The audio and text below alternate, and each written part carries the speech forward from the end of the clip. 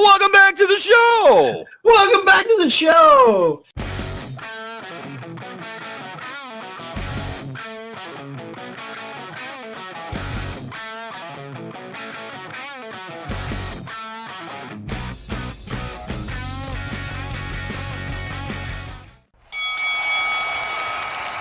And now, your hosts of the Card Subject to Change podcast, the For Frequency's Sake Tag Team Champions of the World, the Wizard CZ, and Never Wrong Nick Bull.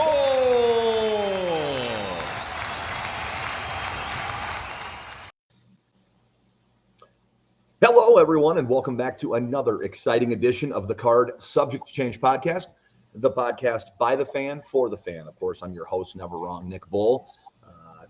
Just joined you guys late last night for a special review of Money in the Bank, but we're moving on now to regularly scheduled programming, and we've got your episode for you, episode 198. It's never too late on Card Subject to Change podcast. Thank you for finding us. Like, follow, share, subscribe, leave us a review. Let us know what you think. Always reach out to us. You got questions about wrestling or just want to talk about wrestling, reach out, hit us up. Like I said, I am Never Wrong Nick Bull. I am joined by my tag team partner. He is one half of the reigning, defending tag team champions of the For Frequency's Sake Network. He is the one. He is the only. He is the Wizard CZ. Wiz, how you doing, bud? Man, I'm doing good. I feel good. I'm a little tired, but that's because we burned the midnight oil last night, and I was up at 7. Got a little bit more sleep after that, but not much. I was not up at 7. I slept in later, and I even got a nap this afternoon. But I'm needless to say, I feel great. I feel refreshed after the weekend. Great day of wrestling yesterday with those events. And I know Absolutely. Various independent events, last night going on around the area as well. But yeah, I'm a little wrestling hungover, but I'm okay. That's okay. A couple things of business before we get into the show. Nick, you got a little fly buzzing over your head. Oh wait, no, that's the QR code for the For Frequency's Sake Toys for Tots sign up league. So if you play fantasy football, you want to donate to a good cause. I don't think you're going to get it, Nick. No, I'm not. I'm not. It's on the screen. I can't. It's in between. It's in between me and you. It is. I can't reach it. So. But no, that is the QR code if you want to sign up for our For Fantasy's Sake Toys for Tots Fantasy Football League. Of course, we are powered by Lopez Pizza, built by Durham Remodeling, and colored by Ryan Allison Tattoo. I'm excited because this gentleman we've known for a while. We've watched him go from security to ref to wrestler, and I'm excited to hear his story. We're going to bring him in here right now. Please welcome into the studio one Mason Greyskull. Mason, how you doing today, my friend? I'm good. How are you guys? Great. Mason, glad you're here. I love having first-time guests in here because we love hearing people's stories, not only just about the pro wrestling journey, but the fandom, obviously, because we're pro wrestling fans. So I'm going to ask you what I ask every other single first-time guest. Why pro wrestling? What was it that got you hooked as a fan and kept you coming back? I loved it, man. I think I discovered it about 10 years old, and I'm giving away my age here, but I'm always the same age as WrestleMania. So around WrestleMania 10, I discovered it, and I just kind of grew up in a bit of a little insane household, in there, and that was always kind of a release to me. It's like you almost live a little vicariously through it, and I just kind of fell in love with it. I never stopped watching it, right? So I wasn't just like the kid who watched wrestling and stopped. It went into my 20s, went into my 30s. And I always wanted to do it. But problem being was when I got out of the house and I went off to college, I just started drinking. I started doing some other drugs and things like that. And I was very out of control with it until I got sober when I was 38. And so that's 3.5, close to 4 years ago, I got sober. I figured at that point, like, it's now or never.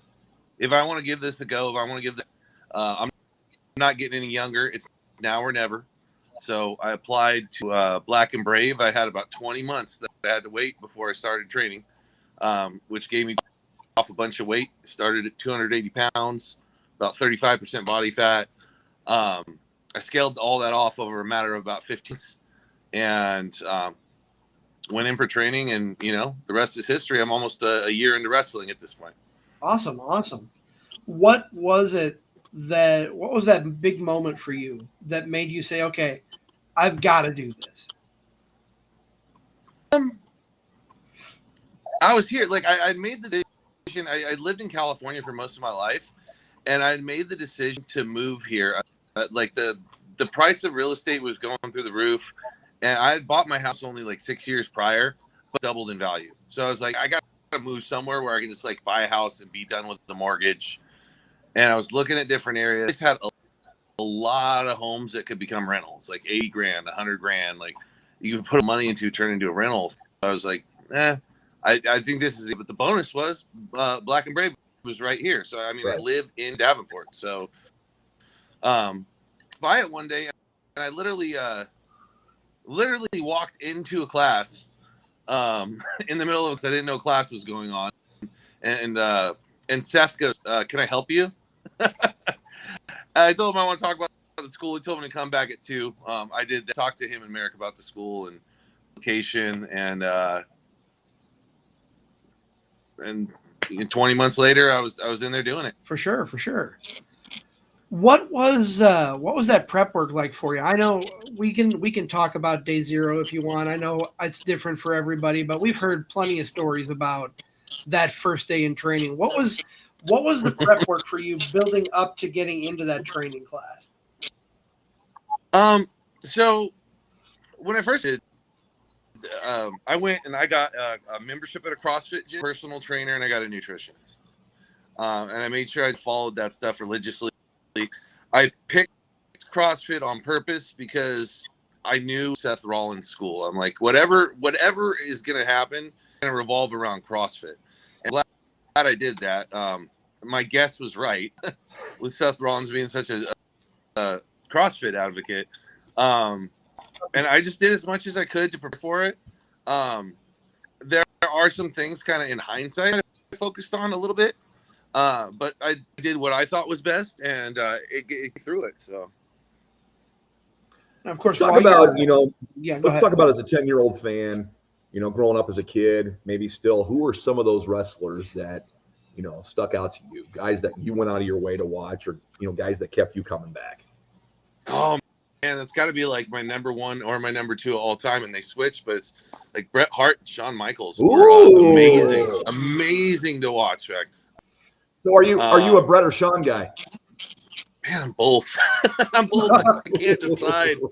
I said maybe I lean a little bit more towards Shawn because he's got like a bigger body of work that I was able to continue watching up until, what was it, 07 or 09, something like that, when he retired. Right. But I mean, they were both so good. They both just kind of do anything, and everything was so natural with it.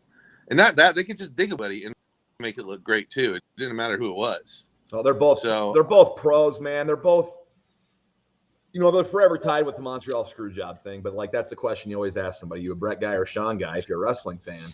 And CZ's the Shawn guy. I'm the Bret guy. But I know that Bret's the greatest in-ring competition, in-ring performer of all time. Shawn's the greatest in-ring performer of all time. But I think Bret's the greatest technical of all time. Yeah, I definitely agree with that. Yeah, I've got a lot of respect for both of them, but definitely Shawn is where it's at for me. But no, that's a great answer. What are some of the moments that you remember growing up that really stuck out to you? What are some of the matches or the moments that really gravitated you in, that really drew you in? Oh, drew me in. I'd have to say that very first ladder match, Ramon and Shawn Michaels at WrestleMania 10. That was great. And we've seen a lot more insane stuff happen in ladder matches since, but it was just like a great base, like foundation to go off to see what a ladder match could be, right? I remember a lot of flipping the channels because I was around for the Monday Night Wars. Yeah, for sure. I remember being like, "Oh, Raw's on commercial. I'm gonna go over to TNT and see what's going on over there." That was a lot of fun, and to watch just how they came up in with Stone Cold and The Rock and kind of Kurt Angle getting involved toward like that was just a blast to see. Nothing in specific. I mean, there's some great there, but as far as like pulling me in, I think it's just the product overall. Because it was it had something to it. Like when I first started watching it, right? We could watch a match with like Bret and Owen Hart, whatnot, but we could also watch a match with Duke the Dumpster Droese and Doink the Clown. So it was like you kind of had that side, and then you had the more reality based side. So they both kind of had some, right? I like to think of wrestling as kind of a buffet. There's something there for everybody, and that's you hit the nail right on the head. You've got a little bit of this, you got a little bit of that. What are some of the matches that you can go back and just watch religiously, or even events? What's your favorite event to go back and watch? One of my favorite events, because I was there, would be the match with Seth and Cody Rhodes a couple years back at Hell in a Cell in Chicago. Yes. Yep. And that was I was sitting floor. I was fairly close to Cody Rhodes, and that looked a lot more in person than it looked on TV. That pack was nasty, but they put on a hell of a match regardless. Some stuff like that, man. It's hard to think of. There's a great matches. Oh yeah, I put you on the spot, so yeah. He's good for that. He's always doing that, man, putting people on the spot. But no, we're joined now by Mason Greyskull here on the Card Subject to Change podcast, the podcast by the fan for the fan. Of course, we're powered by Lopez Pizza, built by Durham Remodeling, and colored by Ryan Ellison Tattoo. So I'm going to ask you, what do you tell people, or what was Seth and Merrick's reaction when you walk in, tell them you want to wrestle, a little bit older probably than the average student? Yeah, I think at the time I was in there, I was about 38, and I was 40 by the time I started class. Sure. So the first thing they told me was they almost just kind of brushed me off. They're like, just apply. Right. They told me where to go. I went online, applied, and then they accepted me and deposit, and I started getting to work. But obviously, you guys saw me before I'd even trained, so I ended up meeting up with Merrick at, I think, doing a fundraiser for like a kid. He might have had cancer or something at a couple years ago. Yep. Yeah, so I went in there and I donated, and I talked to Merrick. Hey, I'm going to be in your class next May, but do you mind if I come help with shows and just kind of learn whatever I can learn before I even start training? Like, I'd like to go in there with as much knowledge as I can. And he was happy to have me go here. So they started with kind of security, and a few months into it, Chris Angle couldn't make it to a show at Wildwood, and Merrick just turned to me and goes, "Hey, Will, you want to ref?" And I go, "I've never done it before." He goes, "You watched wrestling for a long time, right?" And that's how that started. So I started reffing, and it became a pretty regular thing. And then I was really grateful for it, though, because what ended up happening just SCW Pro.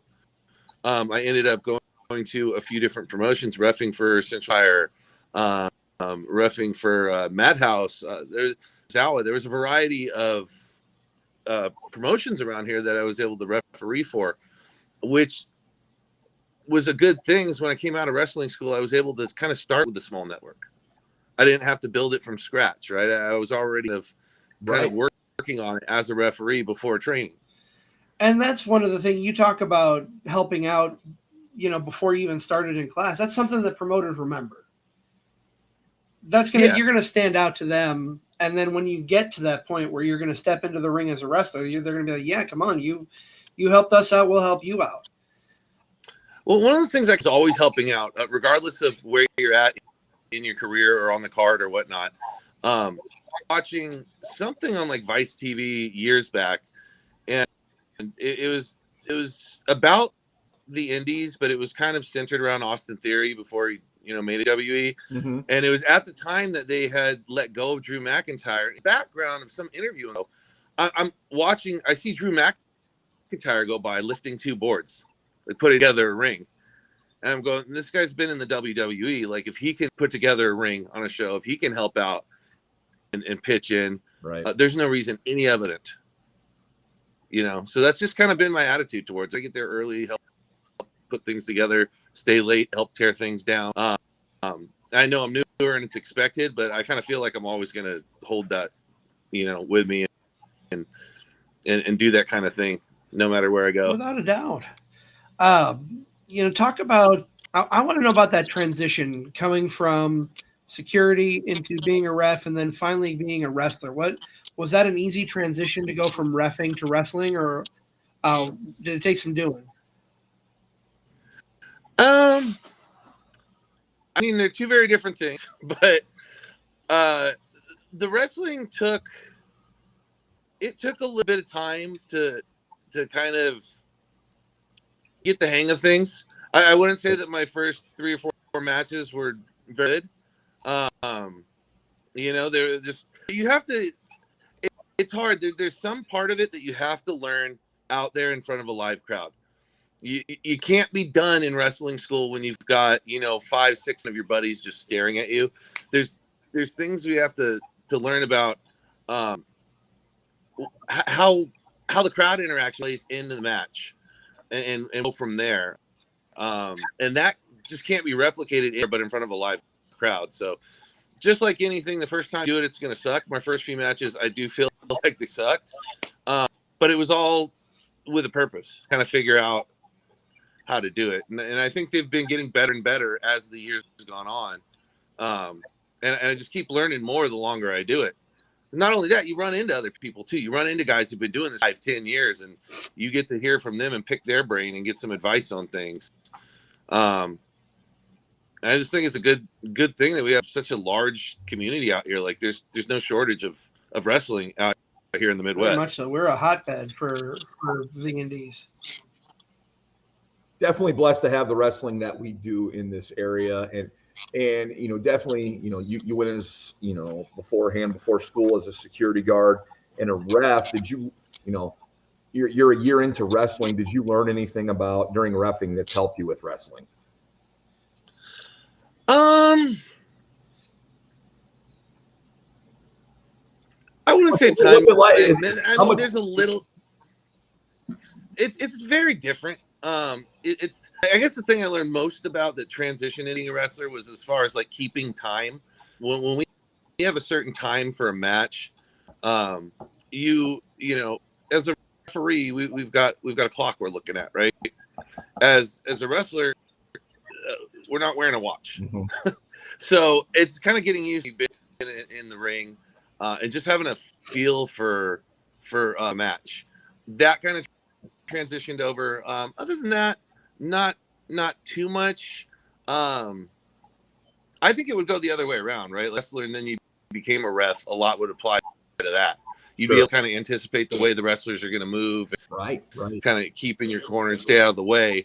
So I think more would apply the other way around. But I think a sense of timing was a real benefit being a ref first. How much nerves were there going into that first match? Oh, a lot.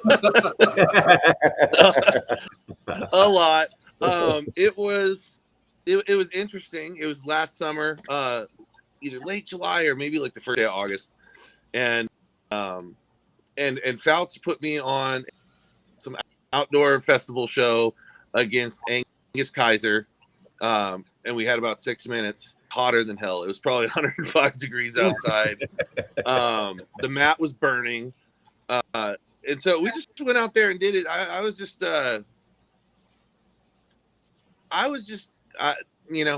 didn't think things were going to go the way that I thought I'd planned them out to go.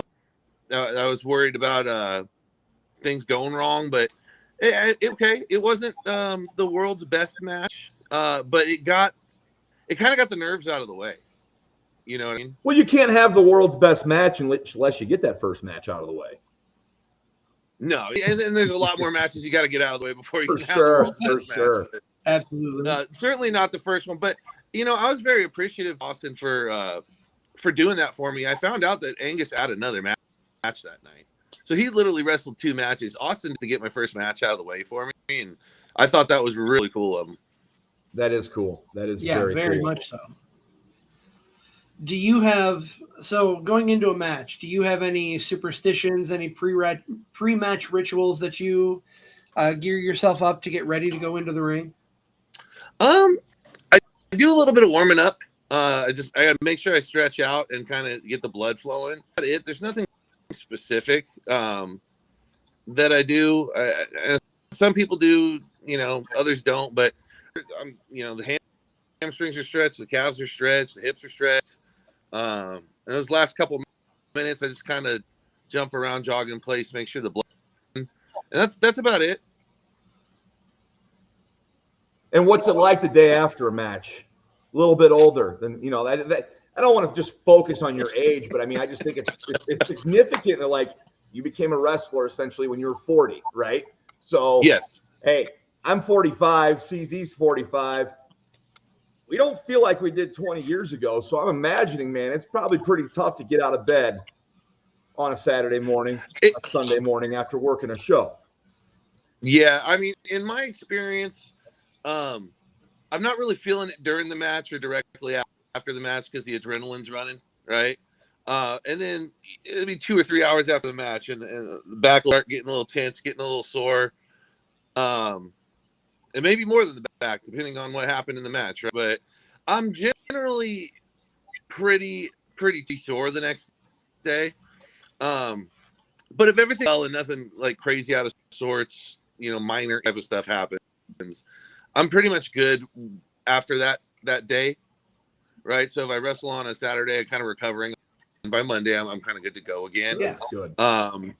There's been a couple weekends, and next weekend's going to be like this where I'm wrestling twice, and sometimes I kind of dread that being a little older, but if there's an opportunity to get that out there and do things, it's to me it's kind of like working out, right? If you're sore the next day, sometimes the best thing to do is get moving again. But you feel good after doing it too. Yeah, that's true. It hurts. I mean, a lot of people, they have the preconceived notions about this stuff, but there's a lot of this stuff that hurts. Oh God, yes. And it's something you got to get used to. But at the same time, there's kind of a callous you build to it. If you're getting tossed around a lot and you're crashing down on your back a lot, there's a bit of getting used to it. But yeah, it's hard to say. I don't know how a 25-year-old feels after a match. I just know how a 41-year-old feels after a match. Exactly. But yeah, there's some soreness, there's some tightness going on for about a day afterwards. And then if I just kind of relax it, put some heat on it, whatnot, and give it some recovery time, I'm good to go the next day. Yeah, without a doubt. That's awesome. I love hearing these stories. So you've worked quite a few places around the Midwest. Have you found a favorite place that you enjoy working more than others right now?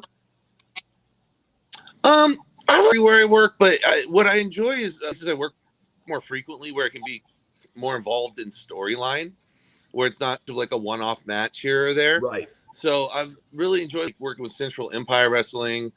I've thus far been on every show since Social X has started.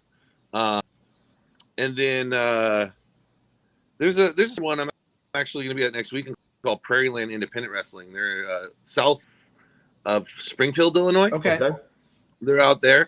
I have a lot of fun going out there, and he's got me on all his shows they only do about 3 shows a year though, so it's not crazy in the storyline, but anywhere I can kind of repetitively be and work on the character work and work on story development. That's a little more fun, but everywhere's fun because I still get to get in the ring and get another rep in and just get better and develop what I'm doing. And that's what it's all about. I'm glad you mentioned character work. Tell us. Yeah.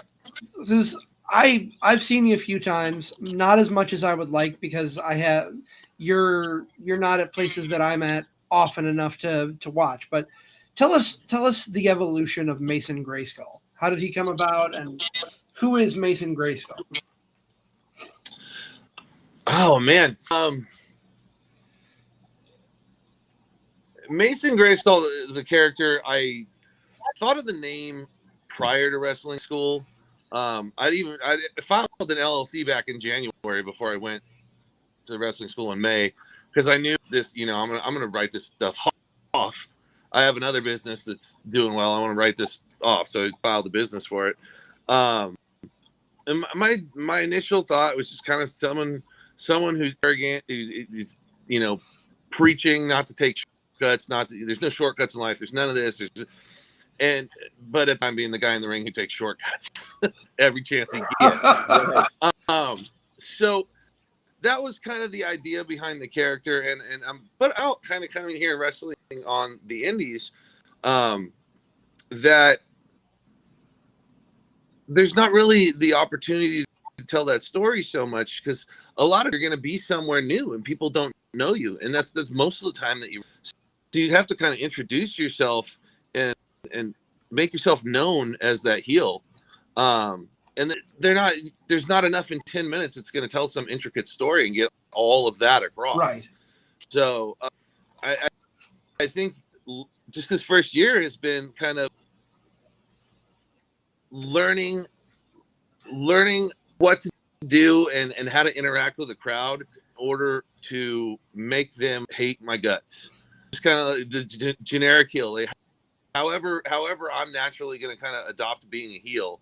I'm learning that this last year, and I'd say it's going well. I mean, at the last Social X show, some lady tried to hit me with a steel chair, so I'm doing something. You're doing your job. You're doing your job, man. If you're eliciting that kind of reaction, you're doing something right. Yeah. Do you or maybe find she just had a bad day, or maybe it was a combination of the two? But you still got a reaction. Oh yeah. And anytime you're getting a reaction, that's all that matters, right? Yeah. I love it. I love it so much. If I can get that crowd just booing the hell out of me, I'm happy. Do you find it easier? I'm not showing it, but I'm happy. Right. Do you find it easier to be a heel, or would you want to be a face at all? Or I've been a face a couple of times. Not as good at it. I haven't really worked on developing much of it, but I don't know. I have a little bit of a gift for just knowing how to push somebody's buttons, just looking at somebody knowing how to push their buttons. And so being a heel is comes a little bit easier to me. Whereas being a baby face is really about authenticity, right? Like you just feel like you've got this, I mean, unless you got everything down, like you feel like you have this imposter syndrome. And just the fact that you feel imposter syndrome, definition really means that you're not necessarily out there being authentic. And if you look at babyface, I mean, they have to earn their applause, right? They don't. I don't really like the ones that go out and pander and clap and crowd clap. You think back to Bret Hart that we discussed at the very beginning of this. People loved him, just kept getting up. He never pandered to the crowd. He never tried to get people chanting. He's just that never give up, I'm never going type of wrestler. And that's what caused everyone to love him. And that's tough. Being a babyface is very, very tough because you have to elicit that reaction through your work. I was just going to say, and you have to know as a babyface, you're going to go out there and take an incredible amount of punishment to get that reaction from the crowd that you want. Yeah. So I can see where it is harder to be a babyface for sure. Yeah, I mean, just being a heel comes a little more naturally to me. I have a lot of fun doing it. I don't know. I've mainly been a heel, other than a couple early matches that a couple promoters had me play babyface. I've mainly been a heel, and I've been enjoying it so far. So we'll see what's the. Hopefully, I have a number of years in this. I don't know how long. I'll be happy if I get 5 years out of it. Yeah. But even if I just have 2 or 3, I'm happy. I'm able to do it. I'm a older age than most people do. And the fact that I'm in here doing it, I'm just a great time with it. I think it's a great way to look at things. And it's the way you have to look at things is make the most out of it and have a good time while you're with it. So we're chatting here with Mason Greyskull on the Card Subject Change podcast on the For Frequency's Sake Podcasting Network. We are powered by Low Pies Pizza, built by Durham Remodeling, and colored by Riley Allison Tattoo. Mason, what's the biggest stride you need to take, or you think you need to take, going from year 1 to year 2 of being a wrestler?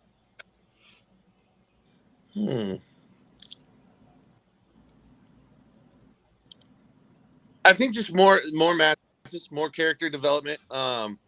I've kept, the first 4 months it was like scratching and clawing to get some bookings, but when I didn't have a booking, I just show up somewhere and help. And about 4 months into it, then my phone started ringing. Right, I kept going places and helping people start calling. So I run a pretty busy schedule now. I want to keep it that busy. I enjoy what I do. I just want to get in more reps. There's some exciting things I know that are coming up. So that'll be fun. But I think year 1 was just about kind of getting in there, getting a decent match going. Year 2, I think, is going to be a little bit more about maybe getting more intricate matches, right? Something that's more than just basic, right? Mm-hmm. More than just some 10-minute like back and forth. Something that's maybe learning about making matches a little more climactic and edge of your seat, I guess. Sure. Talking about better matches, developing matches more. Is there anyone you've got your eye on that you'd like to step in the ring with that you haven't yet? Oh, I got 2 of them just this month. Damian Saint. I'm fighting Damian Saint this month. That's going to be fun. And Death Dealer as well. Okay, I can get. So I've got both of them on my radar this month, and I think there's going to be a lot I can learn by with the 2 of them as well. And recently, also, I just worked with Jim. I had a great time working with him. I learned quite a bit there as well over at Cinch Wrestling. Absolutely. And Damian Saint, he's been on the show before. We've got the Death Dealer coming on, I believe, next month without looking at the calendar. So I've seen both of their work, and I think that's going to be a lot of fun. Where are those matches at? So the against Damian's Foundry Pro Wrestling, that'll be June 21st, and that's in Pekin, Illinois. Okay. Mm-hmm. And then Death Dealer is at Social X. That's going to be in Clive on the 28th of June. Okay. Maybe some road trips in my future. Maybe. Absolutely. It's the summer of Greyskull. That's right. What? All right, I'm going to ask you a question, but you can't say your teacher. Okay. Current product. What are you watching? What draws you in? I would imagine, obviously, with Seth Rollins being your teacher, you're going to want to watch everything he does on screen, obviously. That's why I said you couldn't answer him. So who do you like to watch with current product? You're killing me because I love the turn they just gave him. Oh, I know. It's excellent. It's excellent. It's excellent. Man, I think a lot of what Rhea Ripley's doing has been pretty great. Even from Day to the break off with Dominic, pretty dominant with things. I like watching that. There's a bit of entertaining going on with Chad Gable, El Grande Americano thing. That's kind of a fun bit. I'm interested to see the Truth thing is going. I didn't see Money in the Bank yet, but I saw a little clip online of what happened with him and John Cena last night. Mm-hmm. So it's going to be interesting because I don't think he's coming back as like funny guy R-Truth, right? I don't think so either. Seems like there's some seriousness to this, so that should be interesting to watch. I mean, and for the rest of this year too, just to see how this John Cena heals out, how they're going to end it. Are they going to turn him back before he leaves? Right? Are they just going to have him leave? Like, you never know how that's going to go. That's what I'm kind of finding most interesting. And it looks like I don't know what they're going to do with Logan Paul. There's like a little question mark or an asterisk there where I can't quite see where they're going with this. And when that can happen, that makes things really interesting. It makes me want to keep watching it and seeing what's going to unfold. All right, so I'll follow that up. He draws eyes, right, CZ? He absolutely draws eyes from it. He's, I understand why people don't like him, but he draws eyes to the business, and he is tremendously athletic. I have a lot of respect for what he can do in that ring. And I mean, he's been in at least one world title match, 2 world title matches, at least. So he's proven that he belongs there, even if he's kind of a dick. Isn't that it is? It really is. Absolutely it is. So I know Nick said let's not talk about Seth Rollins, but let me just ask you with your pulse on the current product. Does he walk out of Monday Night Raw with the World Championship? I doubt it's happening on Raw. I don't know. He never tells me what's going to happen. Right. Like, no, we're not looking for insider trading here. No, we never. I mean, I thought last night he did cash it in. I thought they would last night. Just how can they not? He's got the perfect setup, right? He's got Braun and Bronson who could go out there and just destroy things, come in, cash in, boom. It might be the easiest cash in ever. I'm curious to see if they can cash in on Cena. Rather than Jay. I'd be fine with that. I wouldn't have a problem with that. Yeah, I mean, I don't know what's going to happen with it. He's definitely got the opportunity to do it at any time, or maybe the cash in goes wrong and it blows the group. Like, I have no idea what's going to happen with it. I don't think it's going to be fast because I think his last one was so epic, like running into that to the match with Roman and Brock and cashing in at WrestleMania. I think there's something big with it. So, I mean, I don't think anything's going to happen on Monday Night Raw tomorrow night. Maybe they'll tease something, but my gut tells me they're going to do something bigger. Okay, I can get behind that. What are your thoughts on cash-ins with Money in the Bank? I don't know about you personally, and I don't want to speak for Nick, but I kind of get tired of this old trope of I'm going to cash in, and the ref gets stalled, and then something happens, and there's like 100 fake cash-ins before the real one. Oh yeah, I mean, it can certainly be overused, right? Like, obviously, you have the opinion. There's times that they've overused it. I don't mind seeing or two, right? A way for a distraction to happen or something like that. But yeah, you're right. I mean, everything with wrestling, like if you overuse it, it loses its meaning, right?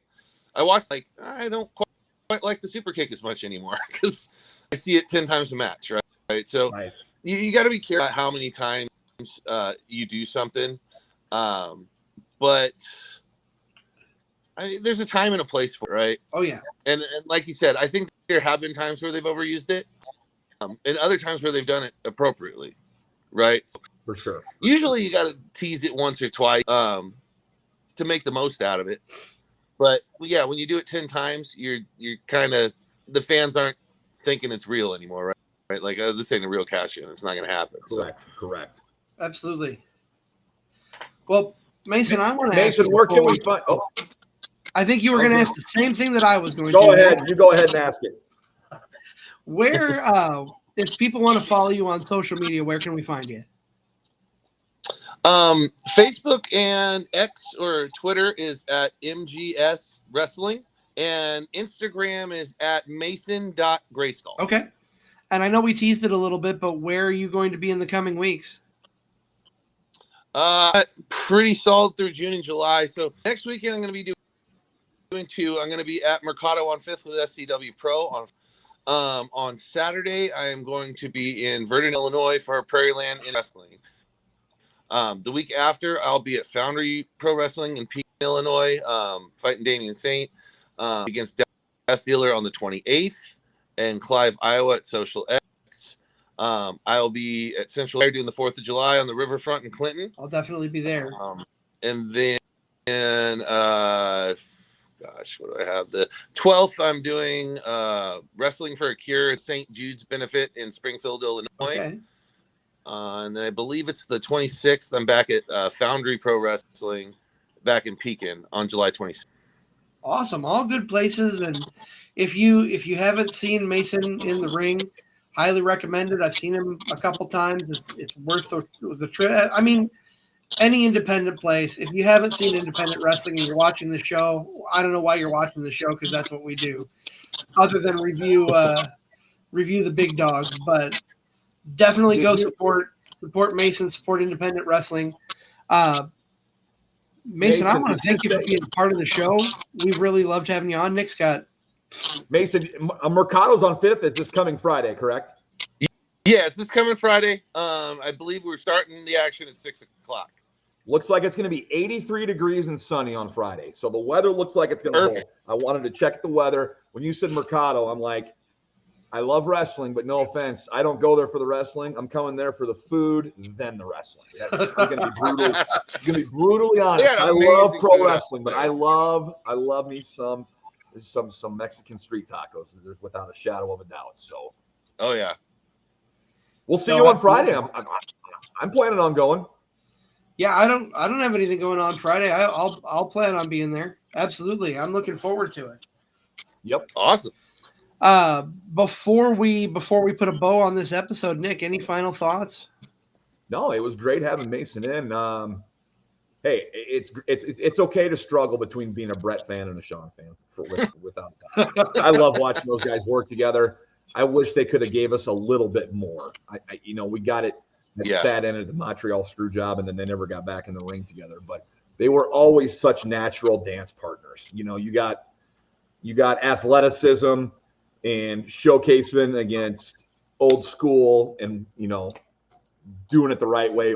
It was just I love the dichotomy between those two. And anytime we can talk Brett and Sean, I'm pumped. I'm right there with you. I'm right there with you.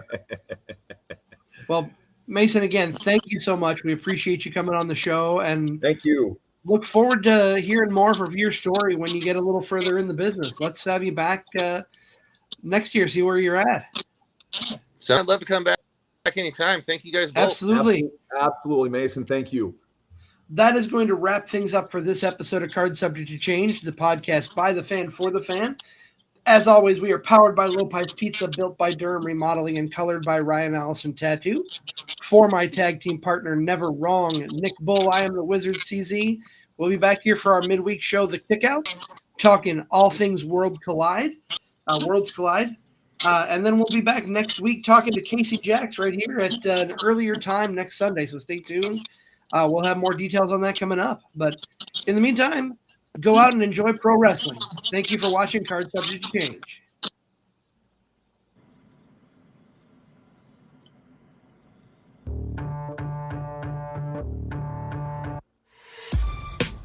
This has been a For Frequency's Sake Podcast Network production.